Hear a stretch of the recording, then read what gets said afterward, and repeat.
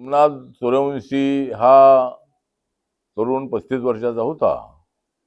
तो मूळ निवासी लातूर जिल्ह्यामधला होता. म्हणजे त्याची आई, त्याचे भाऊ वगैरे ते पुण्यामध्ये राहत होते. पण सोमनाथला या ठिकाणी परभणीमध्ये लॉला ऍडमिशन मिळालेलं होतं आणि त्यामुळं तो लॉच्या शिक्षणासाठी परभणीमध्ये आला होता. आणि त्या दिवशी 13 तारखेला झालेल्या आंदोलनामध्ये तसा त्याचा सहभाग नव्हता. तो फोटो काढत होता अशा पद्धतीची माहिती आहे. आणि त्याला पोलिसांनी पकडलं आणि त्याचा मृत्यू झालेला आहे. सुरुवातीला पोलिसांनी सांगितलं की हार्ट अटॅकने तो मृत्यू झालेला आहे. पण त्याच्या आईला मी भेटलो आणि आईने सांगितले की त्याला कसला आजार नव्हता, तो 35 वर्षाचा होता आणि त्याला हार्ट अटॅक येण्याचा प्रश्नच येत नाही आहे. परंतु त्याची बॉडी पाहिल्यानंतर त्याच्या अंगावरती जखमा असल्याची प्राथमिक माहिती आहे आणि त्यामुळं पोलिसांच्या लॉकअपमध्ये झालेल्या मारहाणीमध्ये त्याचा मृत्यू झालेला असावा अशा पद्धतीचा आमचा अंदाज आहे. आणि त्याप्रमाणे ज्या पोलिसांनी अशी मारहाण केलेली आहे त्या पोलिसांवरती कारवाई झाली पाहिजे अशा पद्धतीची आमची मागणी आहे. सध्या कोर्टामध्ये मी SP ना बोललो आणि त्यांनी ते सांगितलं की कोर्टामध्ये हा विषय आहे आणि कोर्टाकडून आम्हाला जसा आदेश आल्यानंतर पुढची कारवाई नक्की आम्ही करणार आहोत. माननीय मुख्यमंत्री देवेंद्र फडणवीस यांच्याशी मी बोलणार आहे आणि परभणीमध्ये बाबासाहेबांच्या पुतळ्याजवळ असणाऱ्या संविधानाचा अपमान झाल्यानंतर थोडा विद्रोह दलित तरुणांमध्ये होताही.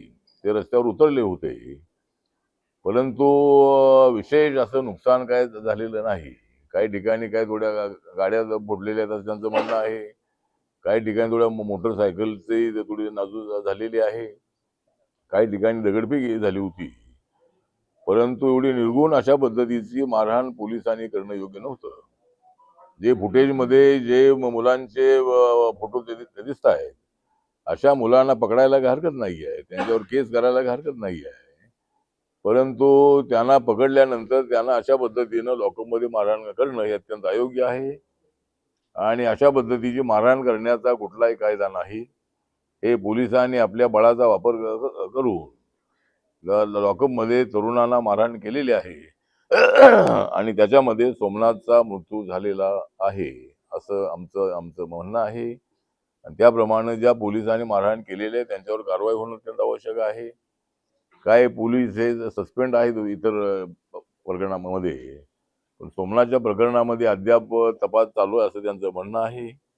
त्याच पद्धतीनं काय अनेक मुलं जखमी आहेत, अनेक मुलींना मारहाण करण्यात आल्याची तक्रार आहे.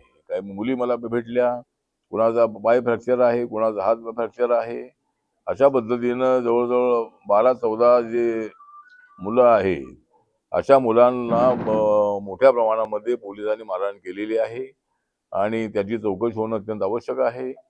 आणि ज्या पोलिसांनी अशा पद्धतीचं कृत्य केलेलं आहे त्यांच्यावर कारवाई होणं अत्यंत आवश्यक आहे. एक तर सोमनाथ सूर्यवंशीच्या कुटुंबाला चांगली मदत मिळावी अशी आमची मागणी आहे. मुख्यमंत्र्यांकडे तशी मी मागणी करणार आहे. त्याचबरोबर त्यांच्या कुटुंबातल्या एका भावाला नोकरी मिळाली पाहिजे. त्याला त्याची आई आणि 2 भाऊ आहेत आणि त्याच्या आईने आम्हाला अत्यंत कळकळीने सांगितलेलं आहे. बाबासाहेबांच्या पुतळ्याच्या बाजूला जे उपोषण सुरू आहे त्या ठिकाणी महिला मोठ्या संख्येनं त्या ठिकाणी उपोषणाला बसलेले आहेत आणि त्यांचं म्हणणं हेच आहे की आमच्या मुलांना प्रचंड मारहाण केलेली आहे, घरामधून ओढून ते त्यांना मारहाण केलेली आहे. तर अशा पद्धतीनं मला वाटतं की पोलिसांनी असा अन्याय करणं योग्य नाही आणि जो संविधानाचा जो अपमान झाल्याचा प्रकार घडलेला आहे आणि जो व्यक्ती पवार नावाचा आहे तो व्यक्ती काय म्हणजे तो अत्यंत काय म्हणतात त्याला मनोरुग्ण आहे असं सुरुवातीला काहीतरी पोलिसांचं म्हणणं होतं, पण तो मनोरुग्ण अजिबात नाही. त्यांनी ठरवून अशा पद्धतीचं केलेलं आहे. त्याची संपूर्ण चौकशी करावी अशा पद्धतीची आमची मागणी आहे. त्याचबरोबर मी मसाजोग या ठिकाणी जाऊन आलो. बीड जिल्ह्यामध्ये मसाजोगमध्ये संतोष देशमुख नावाच्या सरपंचाची जी क्रूर हत्या झालेली आहे त्याच्यावर अनेक वार करण्यात आलेले आहे आणि छोट्याशा प्रकरणावरून त्याला अशा पद्धतीनं त्याचा बळी घेतलेला आहे. त्यामुळे आतापर्यंत त्या प्रकरणामधले 4 आरोपी पकडलेले आहेत. 3 आरोपी अद्यापही त्यांना पोलिसांना मिळत नाही आहेत. 22-23 दिवस होत आलेले आहेत, तरी सुद्धा अद्यापही ते 3 आरोपी मिळत नाहीत. पोलिसांना आपण सूचना दिलेल्या आहेत आणि सकाळी मला जिल्हाधिकारी भेटले होते. त्यांनाही मी सगळ्या सूचना दिलेल्या आहेत आणि त्या प्रकरणामध्येही जे त्याचे जे सूत्रधार आहे, त्या सूत्रधारांना सुद्धा पकडणं अत्यंत आवश्यक आहे. आणि अद्याप त्या मसाजोग मधल्या संतोष देशमुख यांच्या कुटुंबियांचा कुणाचा जबाब अद्याप घेतला नाही आहे. तर ते प्रकरण सीआयडीकडे असल्यामुळं ते सीआयडी त्याचा जबाब घेतील असं पोलिसांचं म्हणणं आहे. पण सीआयडीने सुद्धा लवकरात लवकर जबाब घ्यावा आणि त्या प्रकरणामध्ये जे सूत्रधार आहेत त्यांना ते कोणी असोत त्यांना पकडणं अत्यंत आवश्यक आहे. तर तोही प्रकार अत्यंत निंदनीय आहे. मराठवाड्यामध्ये अशा मोठ्या 2 घटना घडलेल्या आहेत, परभणी आणि बीडच्या.